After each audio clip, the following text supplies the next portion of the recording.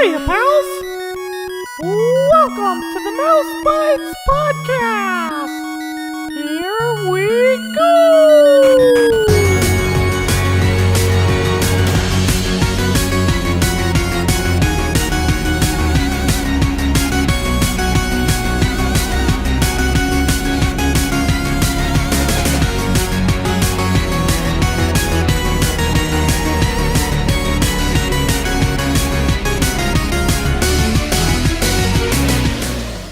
Hello and welcome to Mouse Bytes, the show all about Disney video games, past and present. I'm your host Clay, and usually I'm joined by my co-host Jeff. Unfortunately, today I am not. Basically, guys, what's going on is I figured I was going to give this whole podcasting thing a shot all by myself. No, really what's happening is basically the beginning of July, I am moving from where I live now to a different state, and so it's going to get really crazy for a couple weeks, maybe even longer. And so I'm recording these way ahead of time. I'm trying to make sure that there is not a big gap where you guys aren't getting your Mouse Bytes episodes. And so rather than force Jeff to record like double the amount of episodes, I figured that I would maybe try to tackle a couple episodes on my own. They won't be as long. I'm shooting for maybe 30 minutes. Fingers crossed on that. But really what this is more of like my first impressions with the game. Obviously without Jeff here to converse about these things, it's really just my opinion, and I want to still leave these games that I may or may not cover by myself open for me and Jeff to come back to down the road and take a look at together. So yeah, this is just going to be me, and hopefully it's entertaining. Hopefully you enjoy it, but I'm going to try to keep it upbeat and keep things moving along. So that being said, that's about it. All I've got for starting off the show here. We got a good episode today. Hopefully you'll like it. This is an interesting game. It'll be fun to talk about. So guys, today we are taking a look at Beauty and the Beast for the NES.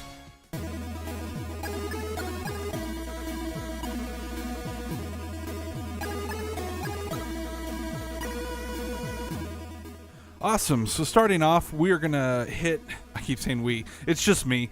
I'm going to give a couple brief little information about this game. So to start off, in case you're not familiar with what game I'm talking about, what the heck is this game?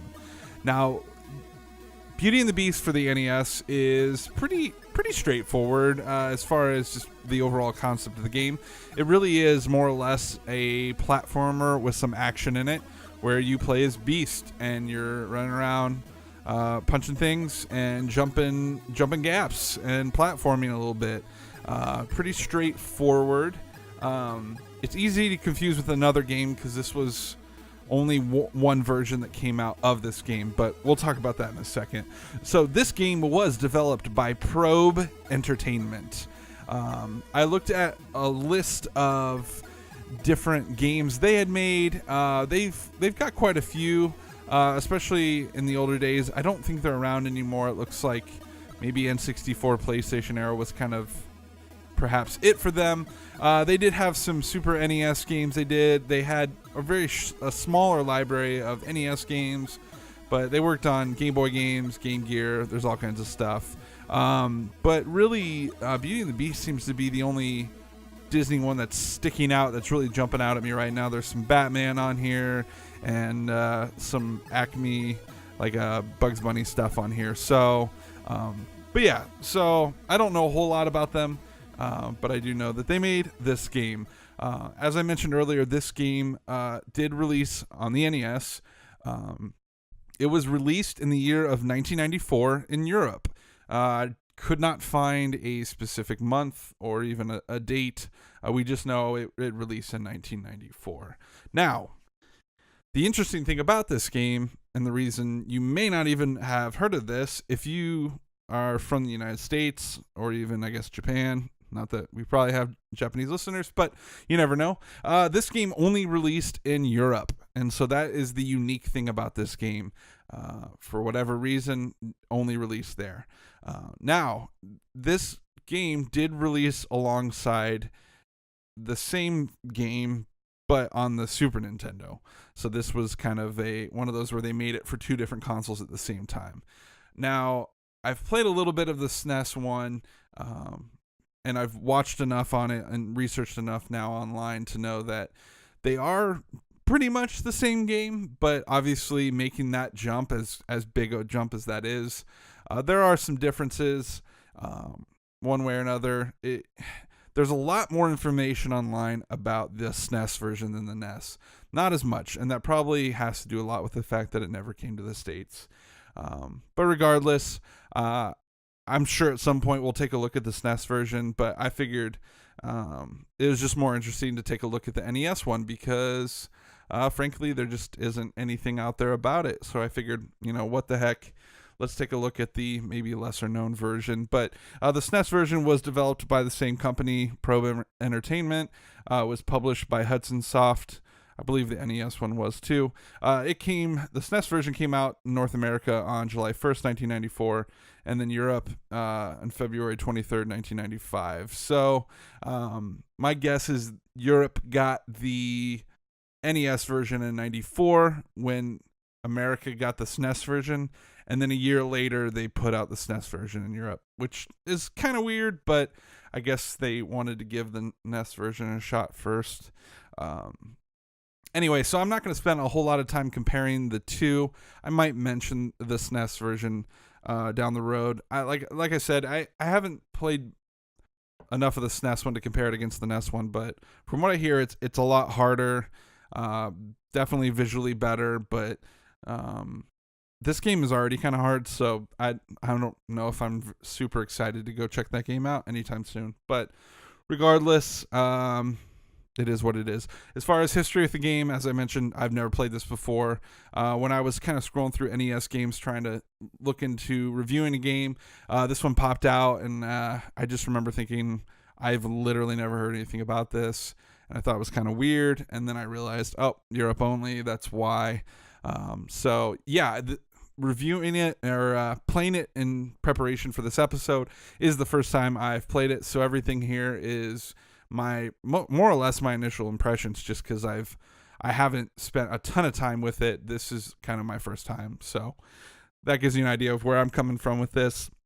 With that, we are going to go ahead and jump into today's gameplay discussion.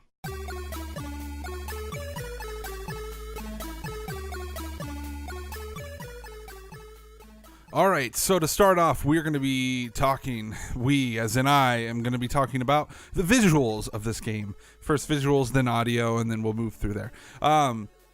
Let's see. So visually, there's some interesting things we need to talk about here. So right off the bat, first thing you're going to see, there's an opening cut scene at the very beginning of the game, where it kind of gives you the backstory of the game or of the movie, however you want to look at it. And it's all done through stained glass, very similar to how the movie does it.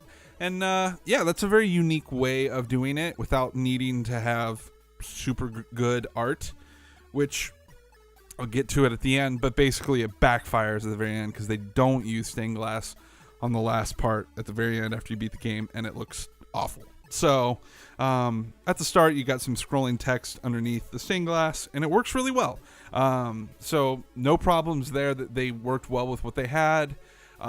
Immediately after that, you're thrown into the game, and first thing you see is Beast. Obviously, that's your character, and so let's talk about his sprite real quick. Honestly, it's not terrible. It looks like Beast. He's got his little purple pants and his purple cape on. You can see his fangs and his face. Like, for kind of an odd character visually, I guess, it works. It's not too bad. And so don't have a lot of issues with him. He's so big, though, it kind of creates some difficulty with his hitbox, but that really doesn't have anything to do with the design. So from that standpoint, it works well. Level-wise, the game has a decent amount of variety to it, to the point that it isn't overly distracting or too repetitive. It starts out maybe a little repetitive the first couple levels. You get a lot of the same stuff, but eventually the game kind of falls into its own and it does a lot better. Throughout the game, you do come across a couple of your buddies. I call them buddies, but really they're his servants. Lumiere, you meet in level 1, and he's this cute little sprite of him, jumping around. And he's just super cute. Looks really good. So some of that, and then I think Mrs. Potts shows up later, and she looks fine too. So I really like those. That was a nice touch. Level design wise, as far as like the visuals of it, they tried their best to make it feel as dark as possible, and I feel like the SNES did a little bit better job with it. But for what they had to work with, they tried to make like the backgrounds dark and to give them depth. As you're going, around these dungeons or through the castle, they have decent backgrounds to try to kind of make it seem dark and mysterious and giant and all that. So can't really fault them on that. I think they did a decent job. Once you get outside the castle, it gets a little more weird. Specifically, the sky in one of the levels is just completely bright red. And so it's just like this blood red sky, and just really feels out of place and kind of odd. So there's little things like that throughout where it's a little off-putting, I guess. And then there's 2 other character designs that are just not good at all, really rough. And I'm going to save those for later once we kind of talk through the levels, and I'll explain about them because it's just better to wait. Lastly, one thing I want to mention, like with a lot of these games, is the developers feel the need to show us all of this information of things that we need to know, like scores. For some reason, they felt the need to have a score system in this game. So that, along with your health and your time limit, are all displayed at the bottom of the screen. Now, rather than putting them over top of the gameplay, they did the old, we're going to put a bar at the bottom. And so it's this big black bar, which I guess it's black, so it's less distracting, but it just takes up a lot of screen space. Presents how many lives you have, how many hits remaining that you can take, represented by flowers. And then you also have the rows that represents how much time you have left in each level. And so I like the rows thing. It's a good representation of, brings it from the game and everything. But that being along with the hit marker also being roses, it's too much flower going on. So a little confusing, but whatever. Moving on, next is audio. The music in this game is actually pretty good, especially the opening track, The Tale as Old as Time, Beauty and the Beast song that you heard at the very beginning of the episode. Really good. They obviously lifted that straight from the movie. The majority of the rest of the music in the game is original as far as I can tell. But so that original, or the non-original one at the beginning, was really well done. And then the remainder of the levels are actually pretty good music-wise. Perhaps some of it doesn't necessarily fit the style of the movie, perhaps. Maybe it's a little too intense or a little over the top. But regardless, it's still really good. And for the NES, I think they did a pretty good job. It never got annoying or grating, and I felt like it kind of kept the intensiveness alive, if that's even a word. So yeah, I don't know. The little bit that I read online about this game, a lot of people seem to think that maybe not the best game, gameplay wise, but almost everybody that I saw leaving comments about it just talked super highly of the music. I guess the guy who did the music for this game is pretty well known. I don't have his name here in front of me, but it seems like he's got a pretty good following as far as chiptunes go. So yeah, so 2 thumbs up for me on the music. Probably one of the stronger parts of the game, if you ask me. Following up from the music is the gameplay and difficulty. Now, I will say, as this was my first time playing through, I struggled with this game a little bit. There is some difficulty to it, as with most, 8-bit platformers back in the day. It's challenging, and I'll get a little more into that. But basically, as far as the overall goal and gameplay, as I mentioned earlier, the goal is to proceed through each level and just reach a door at the end that leads to the next part. And so it sounds simple, but unfortunately, it's not always that easy. So it's just something that it feels like it should be more linear, and sometimes it's not. And I'll get on that in a minute, but. Following that is the story of the game. Now, as far as I can tell, the game really just follows the movie. Pretty straightforward. They have small cutscenes in between each level where they continue that stained glass, like I mentioned earlier.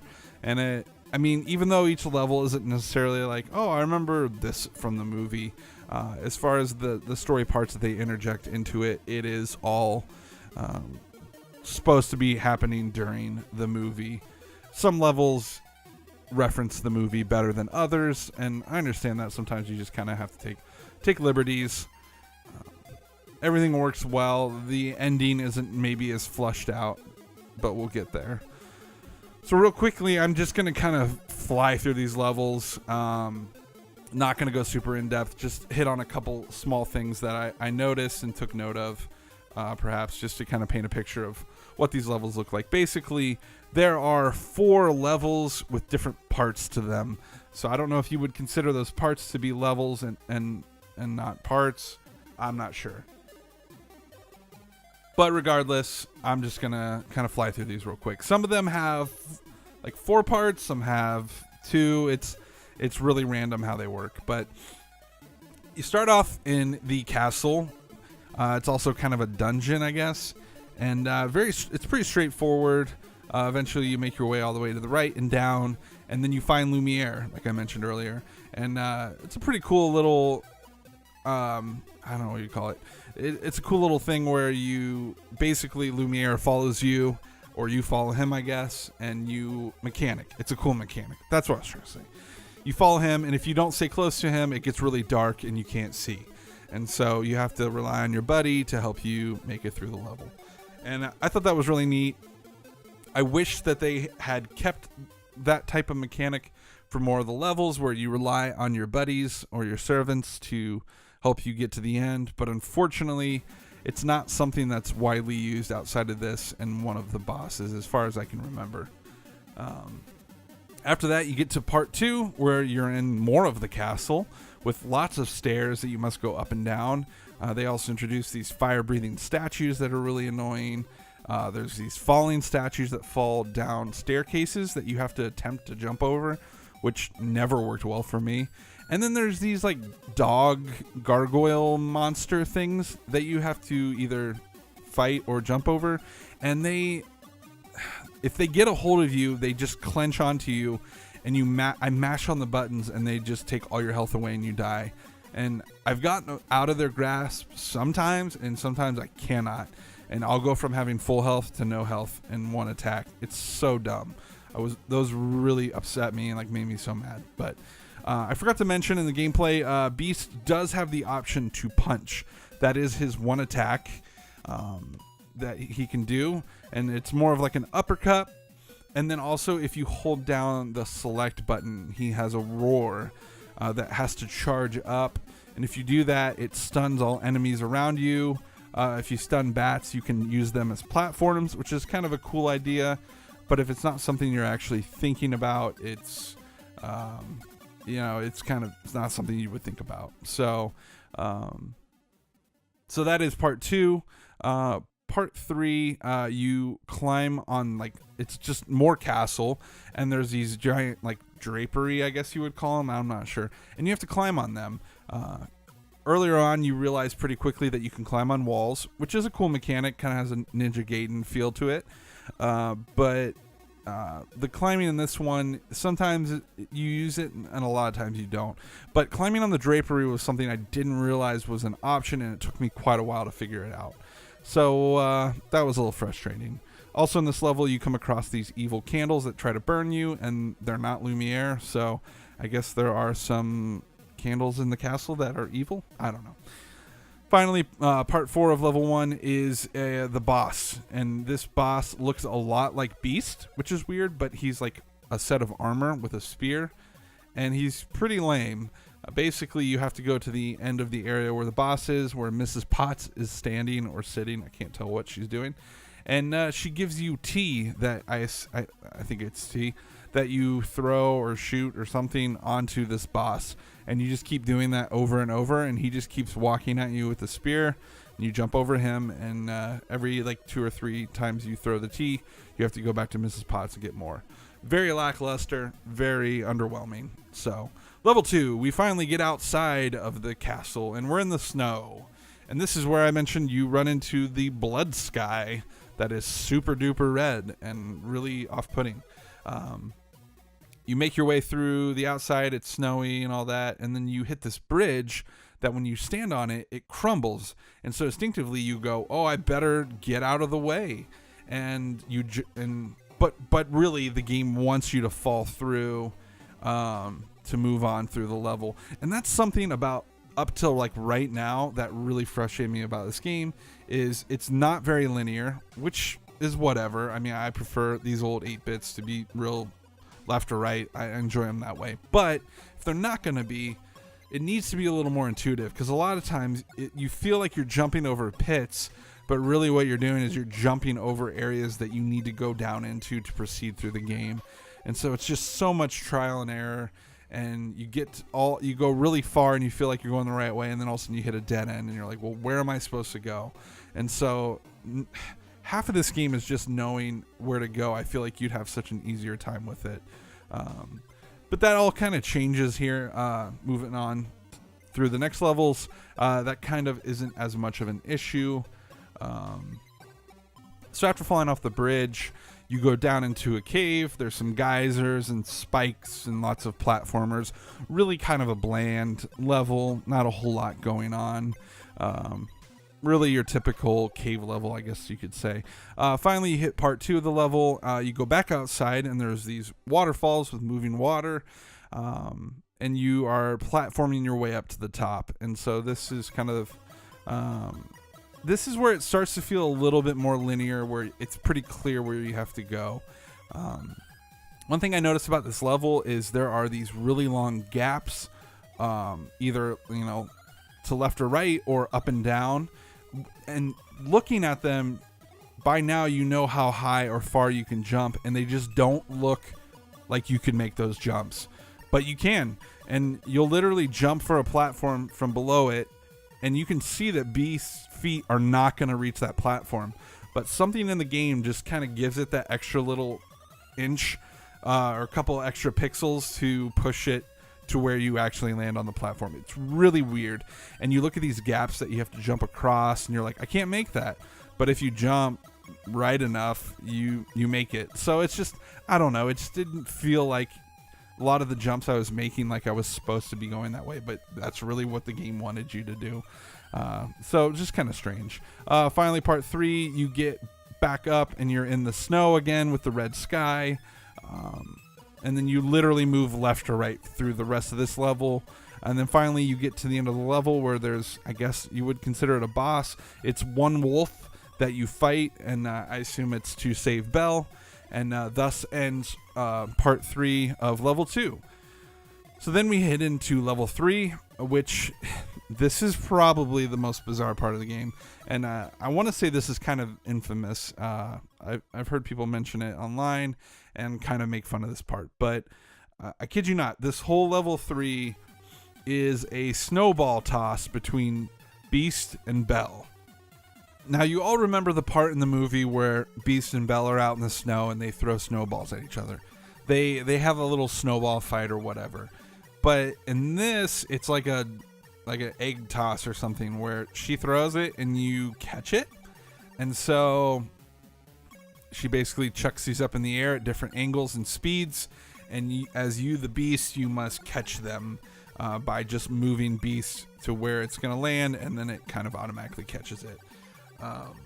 Now, the biggest issue with this, besides it's just the fact that it's really weird and kind of just feels out of place, is that the sprite work on Belle is just awful.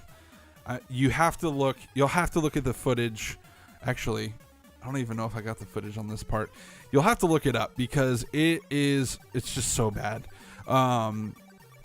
It really doesn't look like Belle. It's like this weird, like Jawa looking.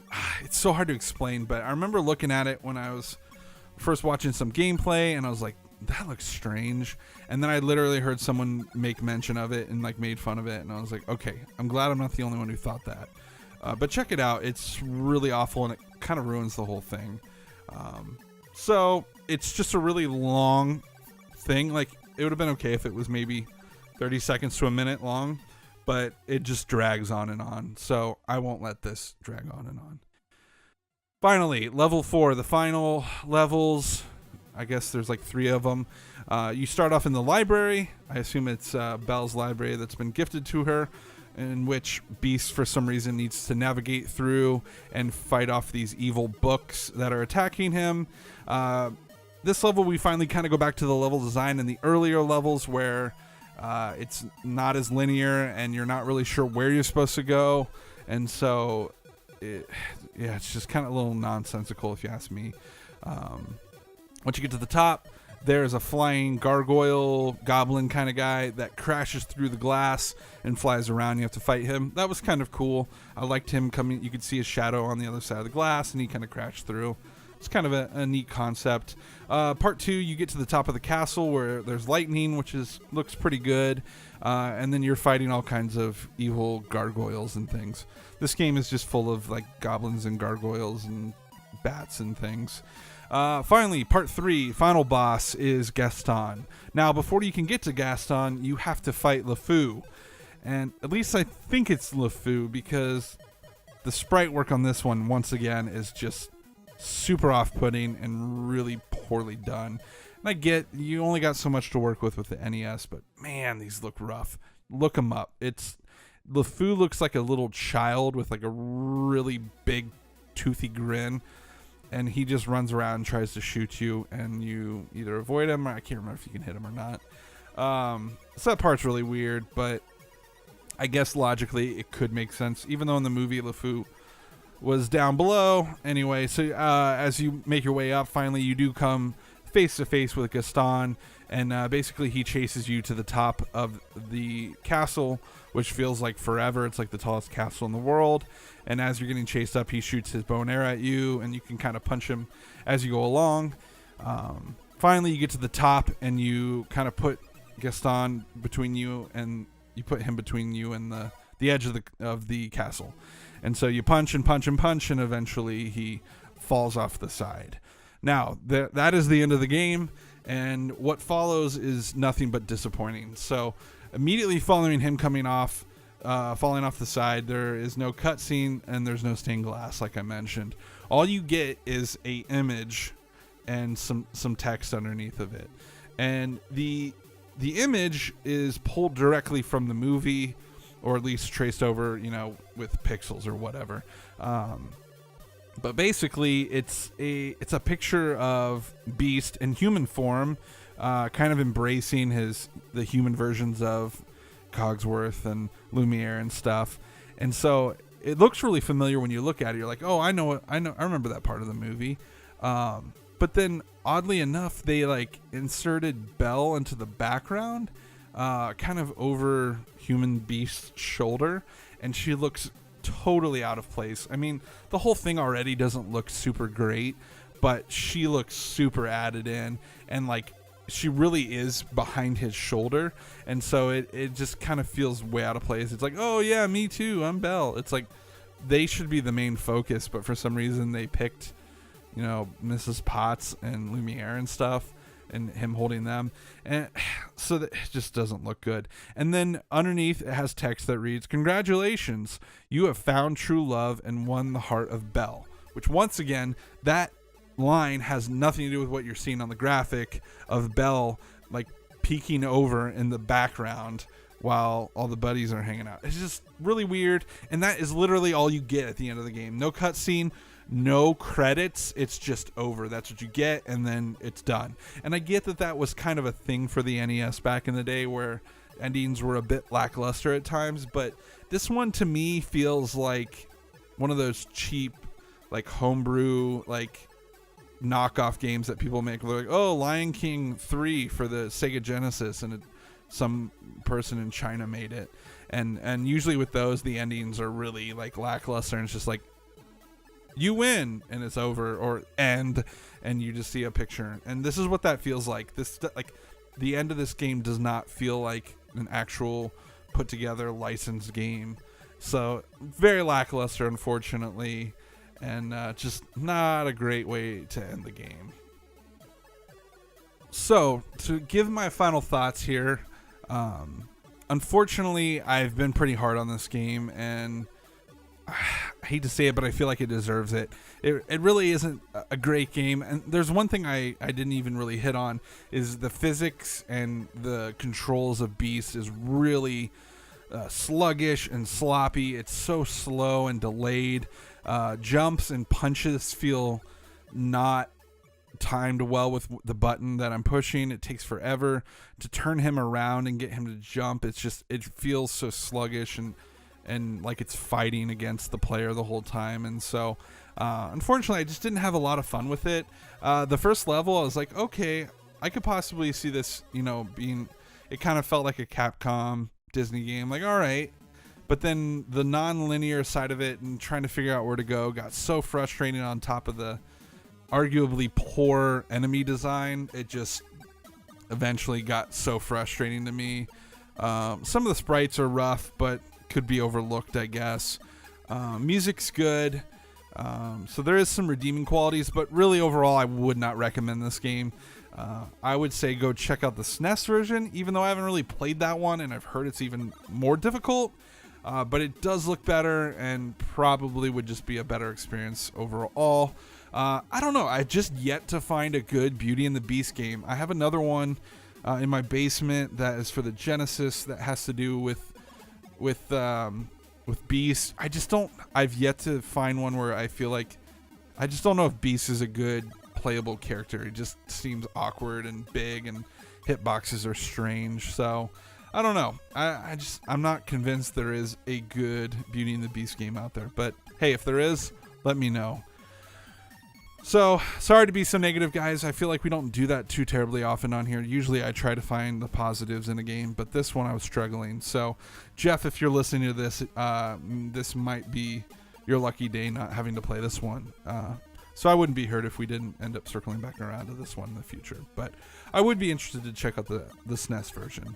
So guys, that's it for this episode. Like I said, this has been a shorter one, but I appreciate you sticking it out, staying with me. Thanks so much for joining us. If you could, please give us a follow on Twitter. We are at mouse_bytes. Follow us there. We post all of our newest episodes when they are, the second they are live, we put them there. Also, you can go to www.thenintendovillage.com.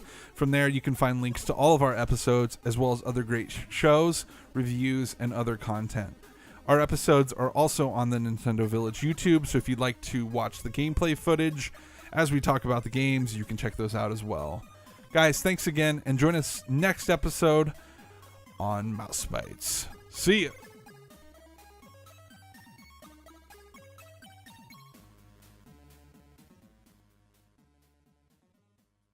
Thank you so much for watching. Be sure to subscribe, check out some of our other videos, and visit thenintendovillage.com, your home for everything Nintendo.